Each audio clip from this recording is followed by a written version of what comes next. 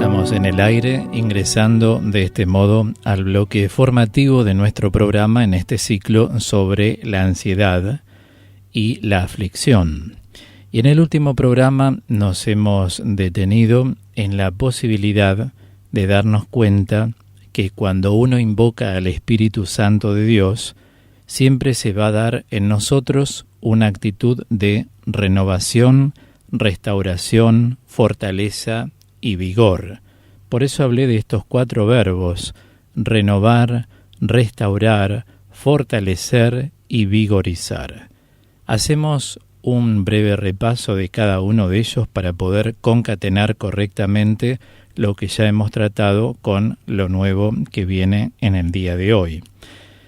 Cuando uno habla de la palabra renovar, no estamos hablando del término actualizar, porque renovar significa hacer nuevo, y cuando hacemos nuevo algo, no siempre se hace la totalidad del ente nuevo, sino que parte de lo que renovamos es lo que genera un dinamismo distinto.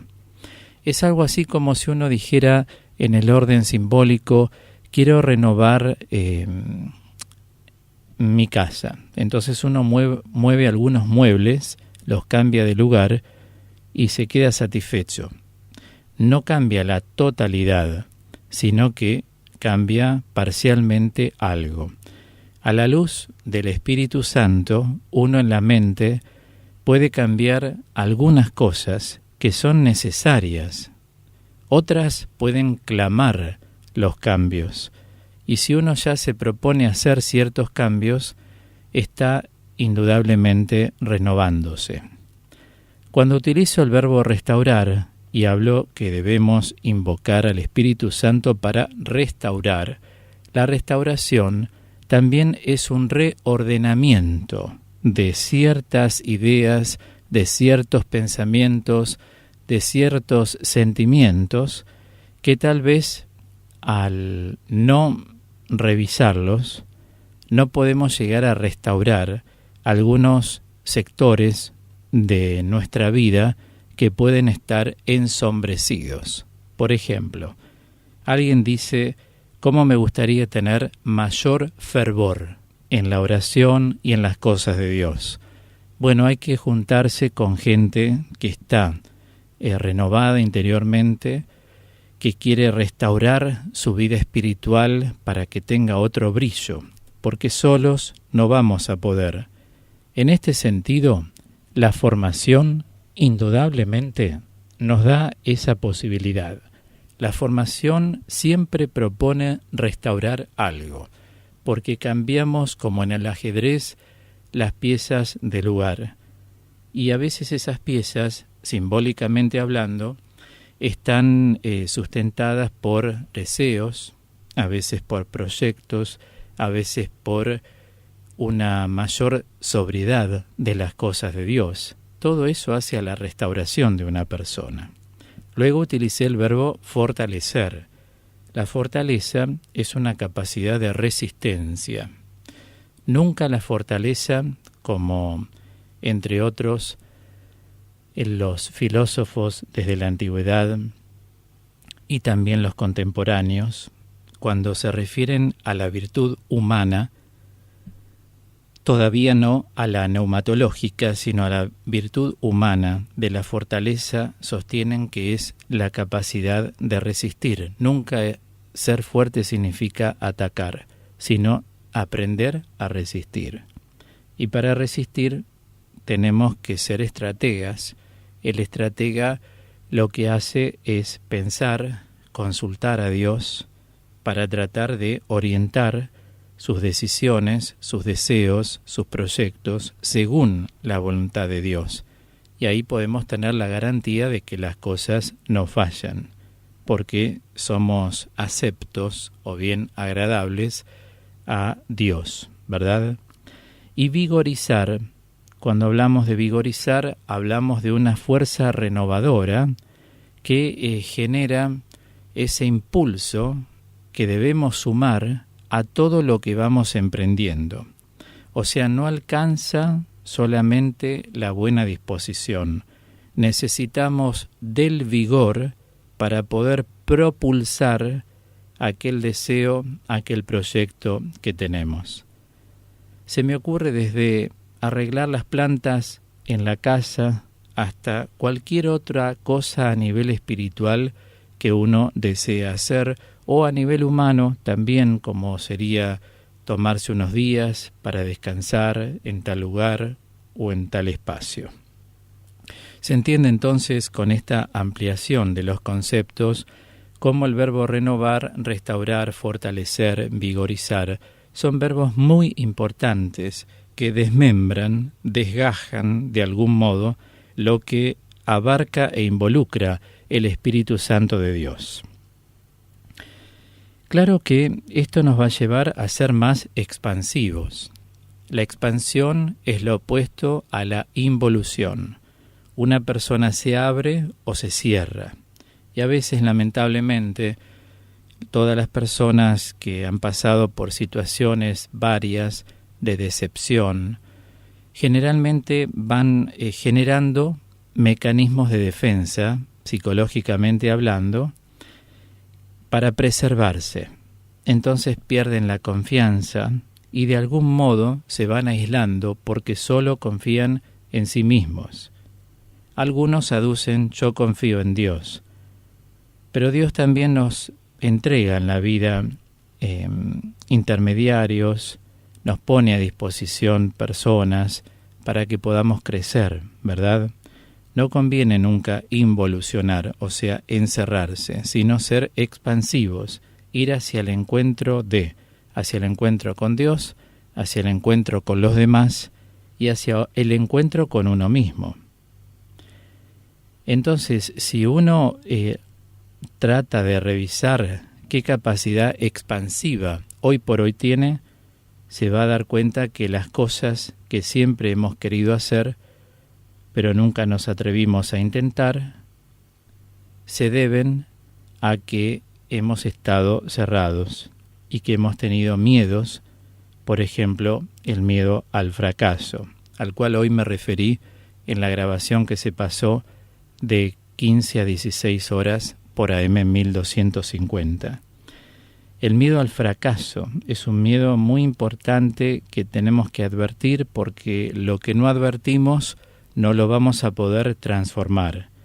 También se pueden encabalgar otras cosas, tales como nuestra voluntad en crisis. Cuando la voluntad está en crisis, cuando falla la capacidad reflexiva. Esto que desde antiguo, ya desde el siglo II, en griego los padres de la espiritualidad llaman abulía, es decir, la abulia en psiquiatría es la irreflexión, o sea, la persona no logra poder reflexionar sobre, porque su mente está dispersa, no logra coherentizar, como ayer lo dije en mi otro programa en AM 570. Es decir, la abulia es también un signo de que hay algo que debemos ordenar. Siempre recordemos que estar abúlico no significa estar depresivo. Mucha gente, cuando no puede reflexionar bien, tiene que preguntarse si tiene los elementos suficientes como para armar un discernimiento. Esto es como tener la aguja y no tener el hilo para tejer, o viceversa. Es decir, necesitamos los elementos suficientes para reflexionar. Ahora, como en más de una oportunidad he aclarado, cuando uno intenta discernir y reflexionar, como yo he atendido gente que me ha dicho: yo soy reflexivo, yo soy reflexiva. Correcto, no dudo de eso. Sucede que muchas veces los elementos que usamos para el discernimiento no están clarificados previamente, o bien esos elementos no son los apropiados para hacer el discernimiento que uno quiere hacer. Por eso necesitamos de la sabiduría de las personas que saben más. Como dice la Escritura, aconsejate de hombres prudentes. El prudente es el sabio, porque la prudencia es sabiduría de la vida, y también en el orden de la fe. Por eso existe la dirección espiritual, lo que en un lenguaje más ayornado se llama acompañamiento espiritual. Yo por radio hace unos años di este ejemplo simbólico como para representar lo que estoy diciendo. Si nosotros estamos en el campo o en una huerta y vemos las zanahorias muy lindas en color, bien anaranjadas, y decimos qué ricas, voy a arrancar una y me la voy a comer. Uno tiene que pelar la zanahoria, tiene que lavar la zanahoria, porque a lo mejor sacamos la zanahoria con nuestros ojos de deseo, la incorporamos al organismo y después tenemos dolores de estómagos por los pesticidas y porque no le sacamos lo que había que sacarle. Entonces, paralelamente, uno puede estar haciendo un discernimiento en el cual uno no está usando los elementos correctos para integrar y poder discernir, porque se hace muy complejo un discernimiento cuando los elementos no son los apropiados. Entonces, evitemos el miedo al fracaso. ¿Cómo los evitamos? Bueno, ¿cómo lo evitamos en este caso? En cuanto al miedo al fracaso, tratando de no dar pasos hasta no ver las cosas claras. Cuando las vemos, ahí damos el paso. Entonces, no se va a generar el miedo al fracaso. La bulia, ¿qué hacemos con la bulia si es falta de reflexión? Bueno, para reflexionar tenemos que purificar, como la zanahoria decía, purificar los elementos, catalizarlos antes de iniciar un discernimiento. O sea, no esforzarse por discernir algo que no es claro. Ustedes cada vez que hagan un discernimiento, háganlo sobre cosas claras. Cuando las cosas no son claras, no se puede realizar un discernimiento.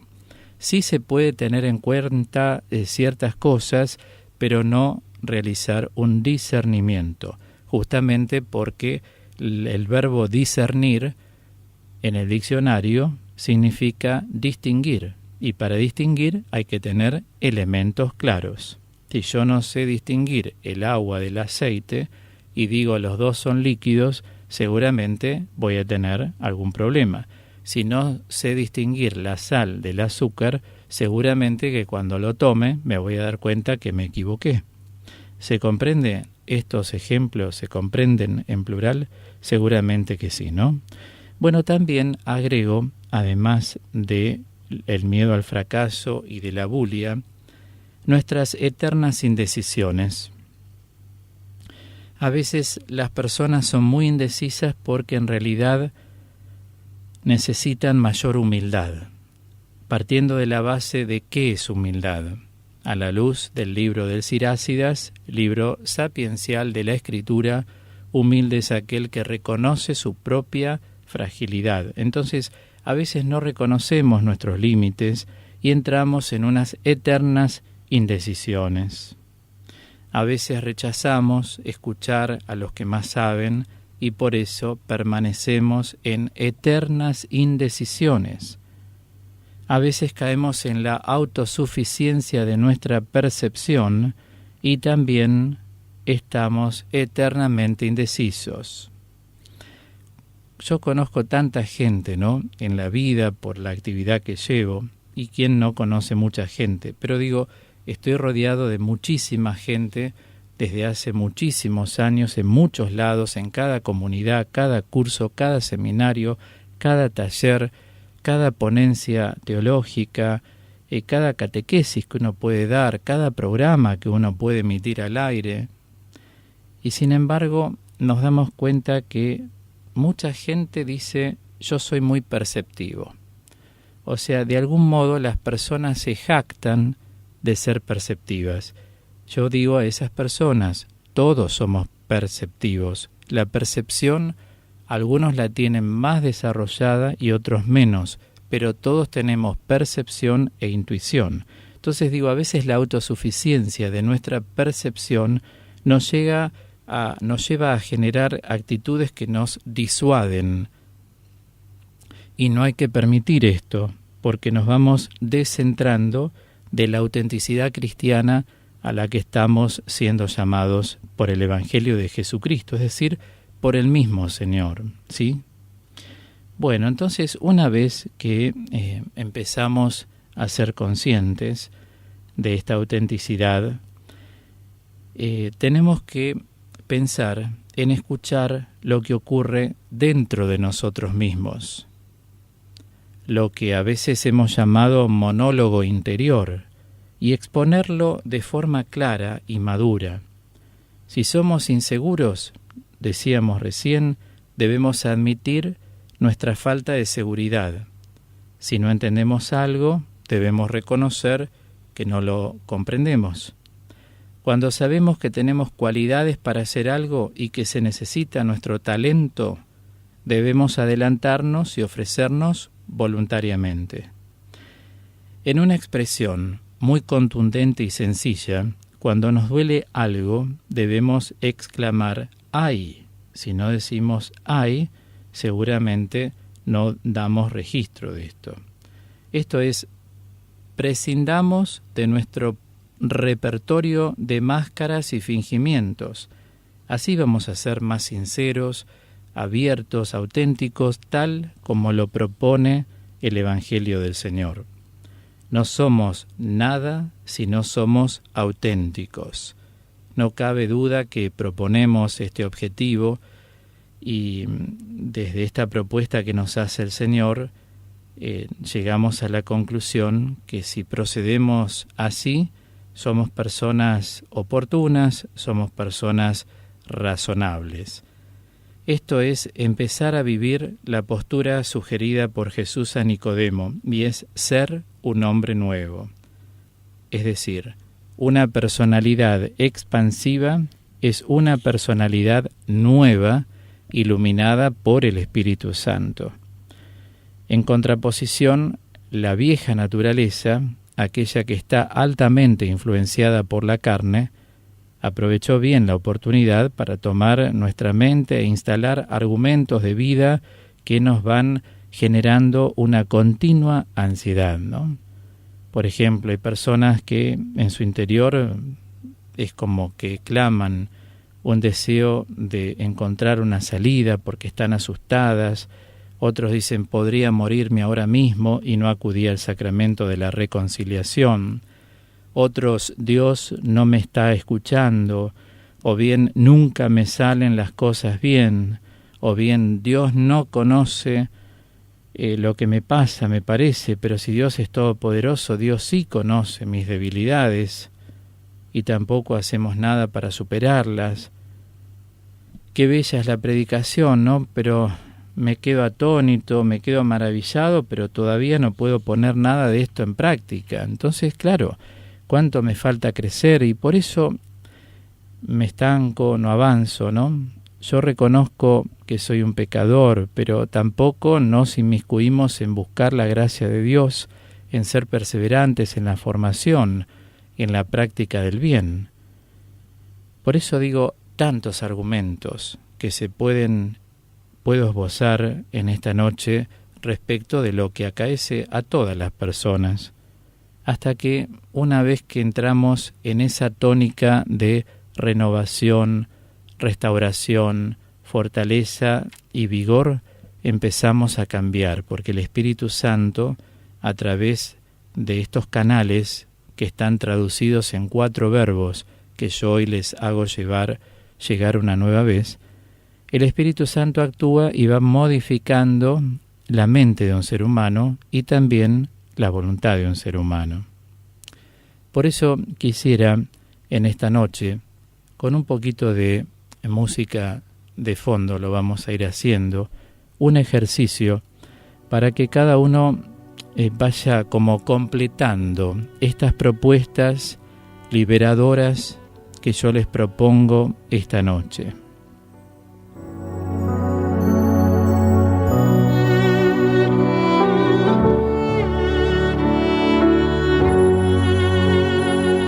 Dice Jesús en el Evangelio de Lucas, yo he venido a liberarlos de sus cautiverios. Por eso te comparto. Qué emoción, repito, qué emoción nunca compartiste y hoy te gustaría compartir.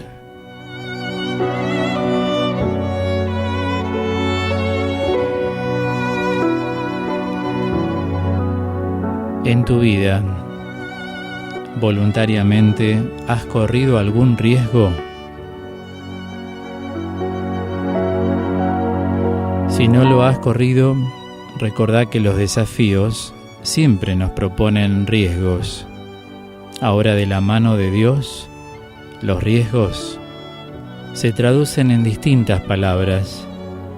Se traducen en audacia, se traducen en coraje, se traducen en valentía. Por eso, corre el riesgo a veces que necesitas correr para llegar a tu meta.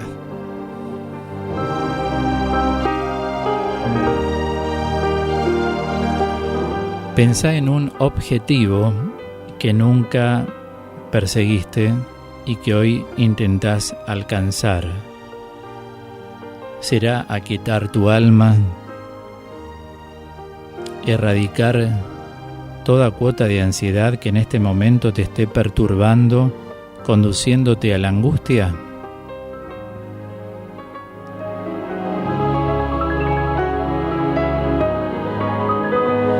Te pregunto, ¿cuál ha sido la necesidad que nunca has sido capaz de admitir?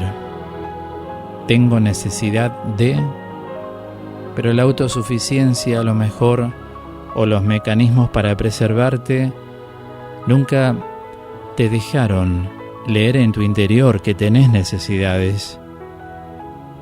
Así como hay necesidades biológicas, también hay necesidades psicológicas y espirituales. Frente a Dios, ¿qué necesidad te gustaría exponerle al Señor para poder completarla y ser feliz en tu vida?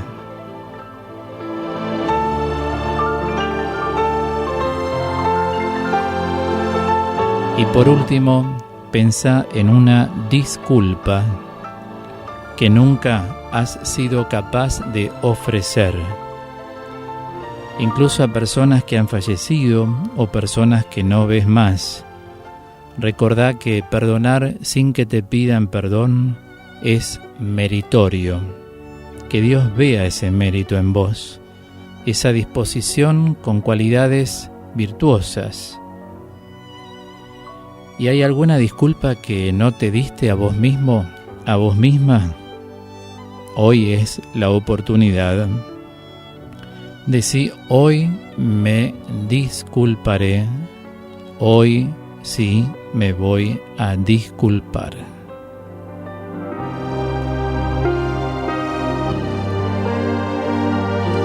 Te dejo con este pensamiento. El que integra, transforma. Y el que transforma es un amador de Dios.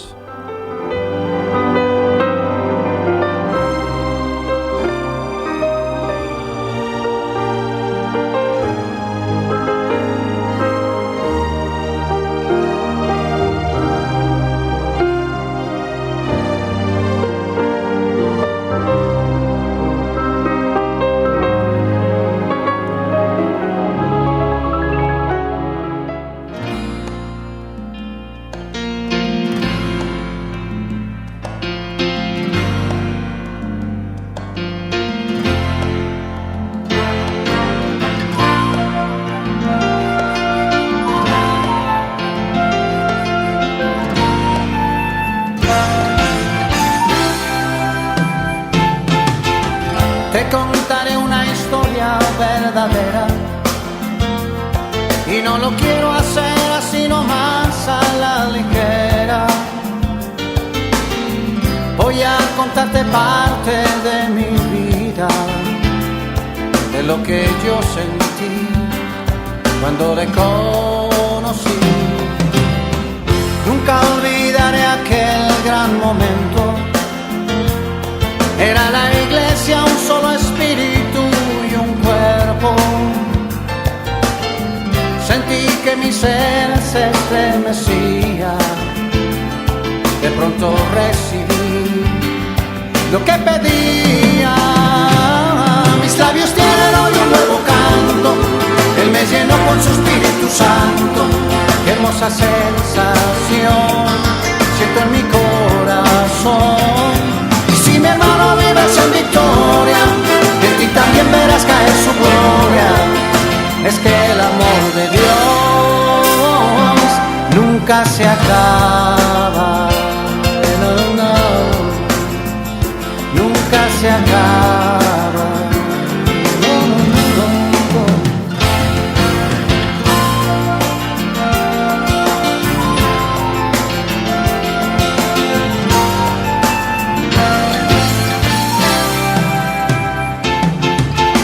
No alcanzo a entenderlo como he cambiado. Incomparable es mi nueva vida con mi pasado. ¿Quién puede negar hoy de su presencia? Si un testimonio soy de su existencia. Si quieres también tener lo que tengo, tendrás que dar un paso de fe y recibirlo adentro. Jesucristo vino a darte la vida y a sanarte también de tus heridas. Mis labios tienen hoy un nuevo canto. Él me llenó con su Espíritu Santo. Qué hermosa sensación siento en mi corazón. Y si mi hermano vives en victoria, en ti también verás caer su gloria. Es que el amor de Dios nunca se acaba. No, no, no. Nunca se acaba, mi hermano, nunca se acaba.